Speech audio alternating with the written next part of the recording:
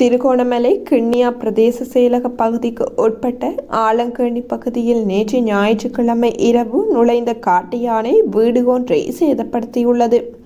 ஊருக்குள் நுழைந்த காட்டு யானை இரவு 11 மணியளவில் வீட்டை தாக்கியதில் பலத்த சேதம் வீட்டிற்கு ஏற்பட்டுள்ளதாக வீட்டின் உரிமையாளர் தெரிவித்தார். மேலும் அவர் தெரிவிக்கையில், இரவு நேரத்தில் தனது பிள்ளையுடன் தூங்கிக் கொண்டிருக்கும் போது குறித்த யானை தாக்குதல் இடம்பெற்றதாகவும் இதனால் வீடு மற்றும் உடைமைகள் சேதமாக்கப்பட்டு தான் மயிரிழையில் உயிர் தப்பியதாகவும் தெரிவித்தார். இதேவேளை குறித்த பகுதியில் அடிக்கடி யானை தொல்லை ஏற்படுவதனால் அப்பிரதேச மக்கள் நிம்மதியாக தூங்க முடியாது தவிக்கின்றனர். பாதுகாப்பான யானை வேலை இன்மையால் யானை தொல்லை அதிகரித்துள்ளதாகவும் இது தொடர்பில் உரிய அதிகாரிகள் கவனம் எடுக்க வேண்டும் எனவும் அவர்கள் கோரிக்கை விடுத்துள்ளனர். 11:45 யானை வந்து 2 வீட்டில் யாரும் நானும் இந்த பிள்ளை இன்னும் வீட்டில் இருந்தது. எனக்கு ஆம்படையிலும் இல்லை.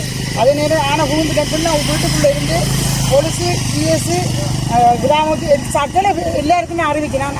இதுவரைக்கும் இந்த நாங்கள் ஒரு நூல் அடைக்க நாங்கள் தப்பியிருக்கோம். அம்மா பிள்ளையும் ஒரு நூல் அடைக்க தப்பி தான் இன்றைக்கு இதில் உங்களோட நாங்கள் இந்த பேட்டியை கொடுக்குறோம். ஆனால் எங்களுக்கு இதுக்கு தகுந்த பாதுகாப்பு நீங்கள் தரணும். ஆனால் இவங்கிட்ட சொல்லி நாங்கள் எவ்வளோ நிறைவேற்றம் வந்தது இப்போ தான் சேதப்படுத்திருக்கு. இதுக்கு முதல்ல எத்தனை நேரம் வந்தது புதிய சேதப்படுத்தல. இன்றைக்கு சேதம் நாங்கள் ஏதோ ஒரு சின்ன ஒரு நூல் அடைக்க தப்பியிருக்கோம். இந்த பொலுசு ஆருக்கு இருக்குது, மக்களுக்கு தான் பொலுசு இருக்குது. என்னத்துக்கு இவ்வளோ இந்த 12 மணிக்கு நான் பொலுசுக்கு போன் எடுக்கிறோம். இதுவரைக்கும் ஒரு பொலுசு எனக்கு வரல. அந்த இன்னும் இதுவரை கேட்கலையே. இல்லை கிராம உத்தியோகத்தரவு வரல, பொலுசு வரல.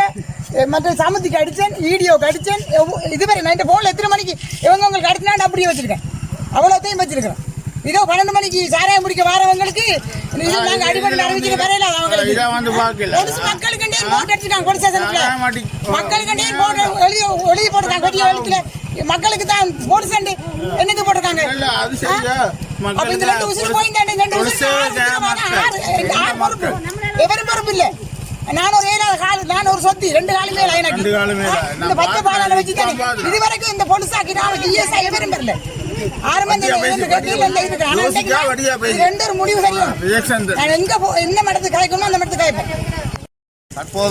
தற்போது நான் கிண்ணியா ஆலங்கனி பிரதேசத்தில் இருந்து கொண்டிருக்கின்றேன். இன்று இரவு 11:30 மணி போல இந்த பிரதேசத்திலே வாழுகின்ற ஜெயா என்பவருடைய வீட்டிலே யானை தாக்கி இருக்கின்றது. அவருடைய வீட்டை உடைத்திருக்கின்றது, வேலிகளை சேதம் செய்திருக்கின்றது, வீடு சம்பூர்ணமாக உடைத்து நொறுக்கப்பட்டுள்ளது.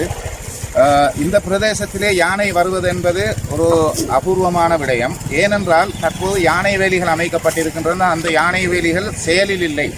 அதிலே அதற்கு தேவையான மின் பாய்ச்சுகின்ற பொறிமுறை செயலிழந்துள்ளதனால் யானைகளை கட்டுப்படுத்த முடியாதுள்ளது. இந்த பிரதேசத்திலே வாழுகின்ற மக்கள் உயிர் அச்சுறுத்தல்களுக்கு மத்தியிலே இங்கே வாழ்ந்து கொண்டிருக்கின்றார்கள். அவர்கள் பலமுறை இங்கே உள்ள கிராம உத்தியோகத்தர், பிரதேச செயலாளர், போலீசார் எல்லோருக்கும் அறிவித்திருக்கின்றார்கள்.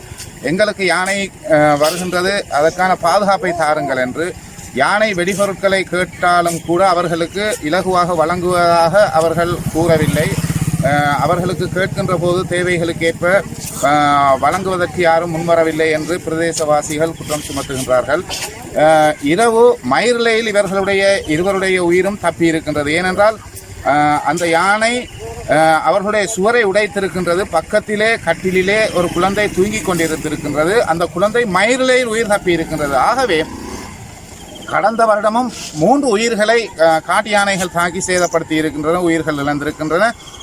இந்த நிலைமையிலே இந்த பிரதேசத்திலே வாழுகின்ற மக்களுடைய அச்சுறுத்தல்களுக்கும் அவர்களுடைய பயிர்கள், வீடுகள், சொத்துகள் எல்லாவற்றையும் சேதமாக்குகின்ற இந்த யானையை கட்டுப்படுத்துவதற்கு உடனடியாக இந்த அரசாங்கம் நடவடிக்கை எடுக்க வேண்டும். இதனை நாங்கள் இன்று பிரதேச செயலாளர், கிராம உத்தியோகத்தர், போலீசாருடைய கவனத்திற்கு கொண்டு வருகின்றோம். உடனடியாக இதற்கு நடவடிக்கை எடுக்காத போது இந்த மக்கள் இந்த இடத்திலிருந்து இடம்பெயர்கின்ற ஒரு துப்பாக்கிய நிலை ஏற்படும் என்பதையும் நான் இங்கு கரிசனையோடு கூற ஆசைப்படுகின்றேன்.